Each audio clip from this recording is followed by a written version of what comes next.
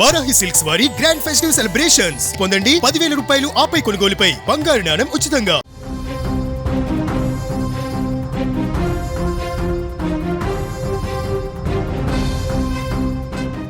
ఆంధ్రప్రదేశ్లో మరో బస్సు ప్రమాద ఘటన ఇప్పుడు సంచలనంగా మారింది. ఒక ప్రైవేట్ ట్రావెల్స్ బస్సు అగ్ని ప్రమాదానికి గురై సంచలనంగా మారింది. ప్రమాదము 2 తెలుగు రాష్ట్రాలలో ఇప్పటికే బస్సు ప్రమాదాలు ప్రయాణికులను భయాందోళనకు గురి చేస్తున్నటువంటి సంగతి తెలిసిందే. గతేడాది కర్నూలు జిల్లాలో జరిగినటువంటి బస్సు ప్రమాద దృశ్యాలు నేటికి అందరినీ కలవరపెడుతుండగా అలాంటి ప్రమాదమే ఇప్పుడు మరొకటి చోటు చేసుకుంది. దేవుడి దయ వల్ల ఎలాంటి ప్రాణ నష్టం అక్కడ జరగకపోవడంతో అందరూ ఊపిరి పీల్చుకున్నారు. తూర్పుగోదావరి జిల్లా కొవ్వూరు ఫ్లైఓవర్ పైన తెల్లవారుజామున ఓ ట్రావెల్స్ బస్సు పూర్తిగా దగ్ధమైంది. ఖమ్మం నుంచి విశాఖపట్నం వెళ్తున్నటువంటి ట్రావెల్స్ బస్సు కొవ్వూరు ఫ్లైఓవర్ పైకి వచ్చేసరికి సెల్ఫ్ మోటార్ షార్ట్ సర్క్యూట్ అయ్యింది. దీంతో ఒక్కసారిగా మంటలు చెలరేగాయి. ప్రమాదాన్ని గుర్తించినటువంటి డ్రైవర్ బస్సును నిలిపివేశారు. అందులోని 6 ప్రయాణికులు 4 సిబ్బంది సురక్షితంగా బయటకి వచ్చేశారు. స్థానిక అగ్నిమాపక సిబ్బంది ఘటనా స్థలానికి చేరుకొని మంటలను అదుపు చేశారు. ప్రయాణికులను వేరే బస్సులో తరలించారు. దాదాపు 80 లక్షల నష్టం జరిగినట్టుగా తెలుస్తుంది. ఏదేమైనా కూడా మరొకసారి ఇలాంటి అగ్ని ప్రమాదం నేషనల్ హైవే పైన జరిగినటువంటి సందర్భం అయితే అటువైపుగా వెళ్తున్నటువంటి వాహనదారులందరినీ కూడా ఒక్కసారిగా భయాందోళనకు గురి చేసింది.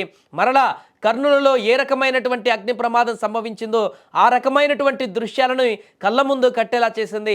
కర్నూలు ఘటనలో భారీ స్థాయిలో ప్రాణ నష్టం సంభవించి 2 తెలుగు రాష్ట్రాలను తీవ్రంగా బాధించినటువంటి ఘటన మనం చూసాం. ఇప్పుడు ఎగ్జాక్ట్గా అలాంటి ఘటనే జరిగింది. రోడ్డుపైనే ట్రావెల్ చేస్తున్నటువంటి ఒక ప్రైవేట్ ట్రావెల్స్ బస్సు ఈ అగ్ని ప్రమాదానికి గురై పూర్తిగా మంటల్లో చిక్కుకొని రోడ్డు మీదనే అది దగ్ధమవుతున్నటువంటి దృశ్యాలు ఒక్కసారిగా తీవ్ర భయాందోళనకు గురి చేశాయి.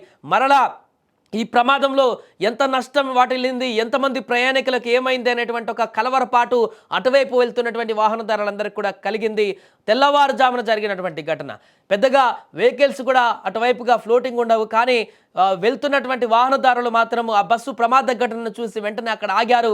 ఎందుకంటే గతంలో జరిగినటువంటి ఘటనలు కళ్ళ ముందే కల్లాడుతున్నాయి కాబట్టి ఆ ఘటనకు సంబంధించి ఇక్కడ బస్ ప్రమాద ఘటన వెంటనే ఆగి పరిశీలించారు. ఎవరైనా అందులో ఉన్నారా, సహాయం చేద్దామని చెప్పేసి ఆగారు. కానీ అప్పటికే అందులో ఉన్నటువంటి ప్రయాణికులు బయటికి రావడంతో అండ్ అలాగే ఆ బస్సులో పెద్దగా ప్రయాణికులు ఎక్కువ సంఖ్యలో లేకపోవడంతో సుమారుగా 40 మందికి పైగా ప్రయాణించేటువంటి ఆ బస్సులో కేవలం 6 మాత్రమే ప్రయాణికులు ఉండడంతో భారీ ప్రమాదం అయితే తప్పినట్టుగా మనకు కనపడుతుంది. అందులో ఉండేటువంటి సిబ్బంది 4 కూడా బయటకు వచ్చేశారు. ఆ ప్రమాదం అగ్ని మొత్తం బస్సుకు వ్యాపించి దట్టమైనటువంటి పొగలు అలుముకొని వారిని కమ్మయ్యే కంటే ముందే డ్రైవర్ అప్రమత్తతతోటి లోపల ఉన్న వారిని అలర్ట్ చేయడంతో ఆ మంటలు పూర్తిగా లోపలికి వ్యాపించే లోపే ఆ మంటలను చీల్చుకుంటూ వారు బయటికి రాగలిగారు. దీంతో ప్రాణ నష్టం అయితే తప్పింది. అలాగే అక్కడ ఉన్నటువంటి ప్రయాణికులందరూ కూడా తీవ్ర భయాందోళనకు గురయ్యారు. తమ ప్రాణాలు గాల్లో కలిసిపోతాయి, మంటల్లో కలిసిపోతాయని భావించి ఉటావుటిన అక్కడి నుంచి దిగి బయటికి వెళ్ళిపోయారు. కానీ ఆ దృశ్యాలు మాత్రం వాళ్ళ కళ్ళ ముందు ఇంకా కదలాడుతూనే ఉన్నాయి. ఏ చిన్న ఏమరపాటు జరిగినా కూడా ఆ బస్సులో పూర్తిగా ప్రాణాలు దగ్ధమయ్యేటువంటి పరిస్థితి ఏర్పడింది. కానీ అదృష్టవశాత్తు ఎవరికి ఏం కాలేదు. దీంతో అందరూ ఊపిరి పీల్చుకున్నారు. కానీ మరొక బస్సు ప్రమాద ఘటన అయితే ఇప్పుడు మరలా ప్రశ్నిస్తుంది.